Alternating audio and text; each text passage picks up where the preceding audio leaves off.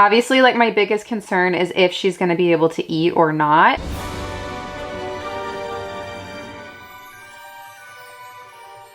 I don't even know where to start.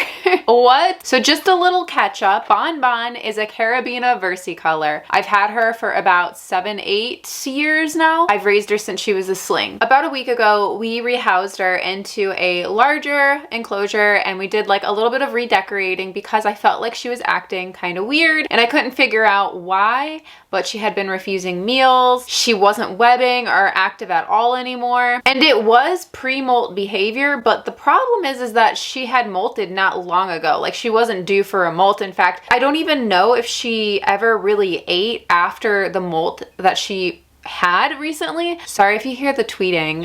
In case you missed the last video, I got chicks. So, and their siblings screaming, So I have an update on BonBon. I'm absolutely shocked. So I guess let's start from after the rehousing. I was really hoping that I would see her web up, but she didn't web anything at all. But sometimes it takes a little bit for an arboreal tarantula to settle into their new enclosure, and they don't web it up right away every time. And I did put a hornworm in with her, like I had mentioned when we rehoused her. I said, I'm probably gonna go get some hornworms and get like a nice big fat hornworm and put it in there because she really does prefer like hornworms. She's not really big on crickets. I'm gonna get her a nice big juicy caterpillar, and I put it in there with her and she ignored it. The caterpillar ended up growing and I put it in with my M. balfouri communal. Although the hornworm was definitely too big for just one of those tarantulas to take down, I did manage to catch all 4 of my M. balfouri out together for once. I think it's the first time since I got them. I saw all 4, but they ended up munching on the hornworm and splitting it up into pieces. It was very interesting. Like, I haven't really seen them all come out to eat like that before. So yeah, that's what ended up happening to the hornworm that I gave BonBon. So I noticed BonBon started doing these weird yoga poses. Here's some pictures, just like hanging upside down, and her abdomen was just like limp, completely limp. This is a behavior that we jokingly call tarantula yoga, because tarantulas, especially freshly after a molt, will get in all of these like weird yoga positions and they'll just rest like that, and it's just kind of like stretching that they do. They do this like long one where they stretch out long, and then the arboreals especially will hang, and then their abdomen, it'll just like flop over, and it's just supposed to be like a really relaxing, nice stretch after a molt. So that's what I caught her doing. And I thought it was kind of weird because I don't think she had molted that recently. I know it had been probably about a month or so, but yeah, usually when I see this kind of like stretching behavior, it's like a couple days after a molt, not like a month after a molt. So I thought it was weird, but I also didn't think too much of it. I thought it was a little silly. I took some pictures, as you see, and then I went about my day. Being the worrier that I am, I'm a little bit of a helicopter parent with all my animals, believe it or not. Yes, I mean, we're together like pretty much 24/7, you guys. I'm in this room pretty frequently, right? So I helicopter parent a lot of my animals, especially if I suspect something is going on with one of them. I just can't stop checking on them. It's just, yeah. So as soon as I get home, the same day I see her striking the yoga poses, I look at her because I wanted to see if she moved, if she perked up, what was going on. I had misted her too, I think. So I wanted to make sure she was drinking and stuff. And suddenly I was like, what?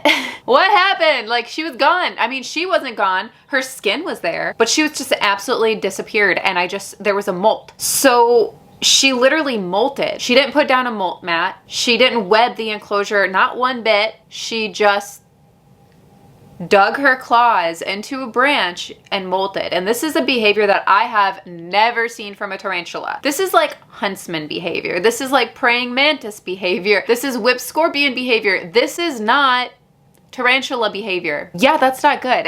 That's not good. That's not a good sign. It's like, cool, okay, so she wasn't pre-molt, she did molt, but she just molted not long ago. Why is she molting again so soon? Why didn't she make a molt mat? It's just not a good sign. And while I did move her to this enclosure not long before she molted again, it's still plenty of room to make a molt mat to do something. So yeah, that's alarming. Like, she had a week to make a molt mat or a tunnel or something. She did none of it. So I was surprised. I was surprised, but I was also not surprised because the behavior she was displaying was very I need to molt behavior. Like the way that she wasn't gripping onto the sides as well, that was definitely like I need to molt behavior. But her abdomen, it didn't look like she was in pre-molt at all. Whatever possessed her to latch on to a tree branch and molt that way, I don't know. But I am so mad that I did not catch her molting on camera or anything like that. Like that would have been so interesting to know like how she even did it, because I couldn't tell you. And like I said, when I came home and I looked at her, she wasn't anywhere to be found. I ended up finding her behind the cork, and she was kind of in like this weird curl position. I wouldn't have called it death curl, but you can tell sometimes when a tarantula had a rough molt, they're a little curled up, and she wasn't completely curled up, but she was a little curled up. She didn't look great. I just had a bad feeling, you know? I've seen tarantulas have bad molts before. The bigger and the older they get, the more likely they're gonna have a bad molt. Let me show you what she looks like, and then we'll get into what is wrong and what went wrong. So as you see, her molt, I have not touched it. It's right there. I mean, check it out. That is bizarre. And I mean, even the colors on her molt does not show something that was in pre-molt. But you can see like her claw, she had latched on. Wow. Okay, so this is what I was really curious about. See how her fangs look on the molt? It looks pretty normal. Unfortunately, her fangs are definitely messed up, and I don't know if they're usable. I'm surprised. It looks like her fangs came off just fine, and it's just like, it looks like the molt like went pretty normally, but the position she was in, I think, is where it went wrong. When I found her,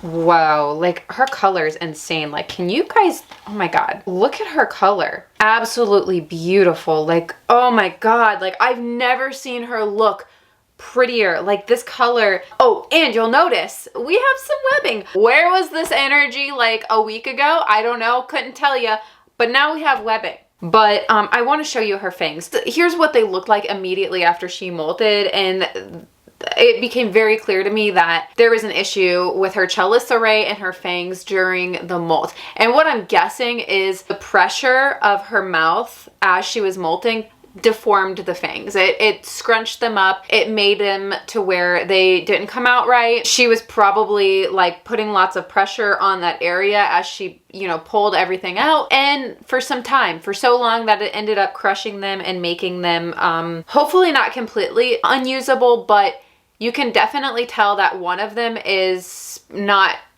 going to probably work. Her chelicerae is also smaller than normal. It's just like really small, kind of bald. It was white, gooey, and squishy like usual, but her teeth were just like totally messed. So I don't want to mess with her too much, but I am going to tap her a little bit to see if I can see what her fangs look like now, because one of those fangs did look like it could still work. So as of filming this, I think it's been about like 3 days since, and I'm not going to stress you out too much. I'm going to come to her. Yeah, you can kind of see. Okay, let me get, yeah, definitely something's going on there. Listen, so I can't get the best view of this ever, all right? We're just going to have to deal with what we can see because I don't want to stress her out too much. But look at that. Okay, so it looks like one of the fangs is looking kind of normal. The other one is still like really disfigured and gooey, but it's still trying to work. They're kind of red like that because that's just normal after a molt. Like that's just kind of how it goes. I do think that that is going to be a usable fang.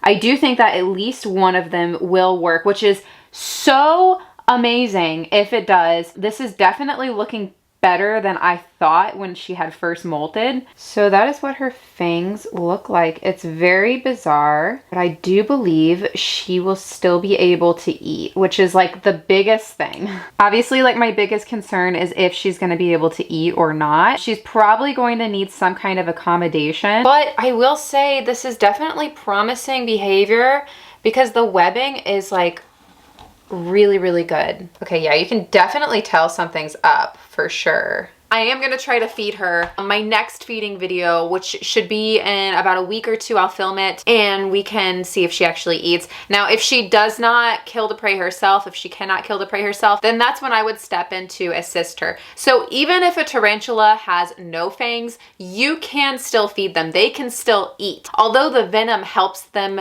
break down the prey and like consume it. The crushing of their chelicerae is a big part in the digestion. They also, I believe, regurgitate some sort of enzymes that helps digest the prey as they slurp it up. There's a lot that goes on in the process. So while the venom is a very important first step at subduing the prey and beginning the process of breaking that prey down, there's other factors that go into it, like the crushing and the enzymes and stuff of that nature. So pretend her fangs didn't work at all. Pretend you had a tarantula who lost both her fangs, broke both her fangs. You would actually take the insect, the prey, you would crush it up into a soup for them, and you would offer it to them in like a little deli cup like you do their water. And they will slurp it up and still be able to eat. So worst case scenario, if she does not and cannot eat on her own, I will be able to assist her in that. Like the fangs wouldn't be a problem. Of course, if there's something internal going on that I can't see, then yeah, that's a problem and that would definitely affect things. But in theory, we should be good. She should be good. She is still likely to live a normal life, especially if we can get her to this next molt and she molts better. So